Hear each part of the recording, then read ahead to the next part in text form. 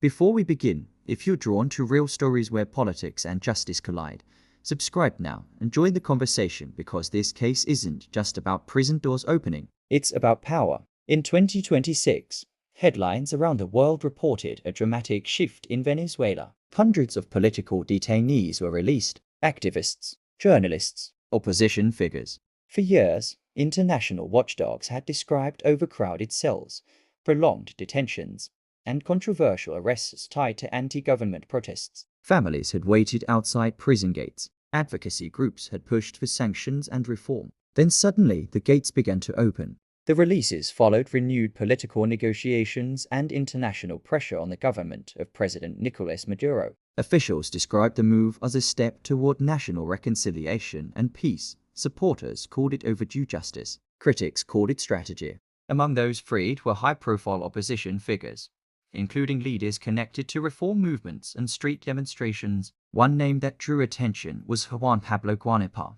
whose detention and release became symbolic of the broader struggle between government authority and political dissent. The question quickly shifted from who was free to why now. Some analysts argue the releases were part of negotiations aimed at easing international sanctions. Others suggest it was about optics, improving global perception ahead of elections and economic talks. But for the families of those released, the debate over motives felt distant. After years apart, reunions happened in silence and tears. Some former detainees described harsh conditions. Others spoke cautiously, aware that freedom can sometimes feel conditional. And not everyone walked out. Human rights organizations pointed out that while many were released, some remained detained. That made the story more complicated. Was this a systemic shift or selective relief? Historically, prisoner releases tied to political negotiations are rarely simple. Governments frame them as goodwill gestures. Opposition groups see them as leverage. The international community watches for signs of real reform.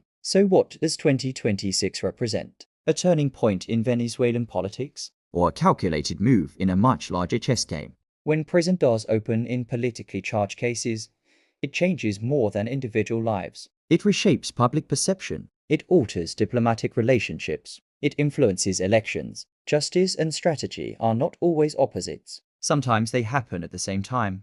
For those freed, the fight may not be over. Freedom can come with restrictions. Public roles may shift, and the political landscape continues to evolve. But one truth remains. In 2026, the release of political prisoners reignited a global debate about power, accountability, and what real justice looks like. Was it reform? Was it pressure? Or was it timing? If you want more true stories where law, politics, and power collide, subscribe now.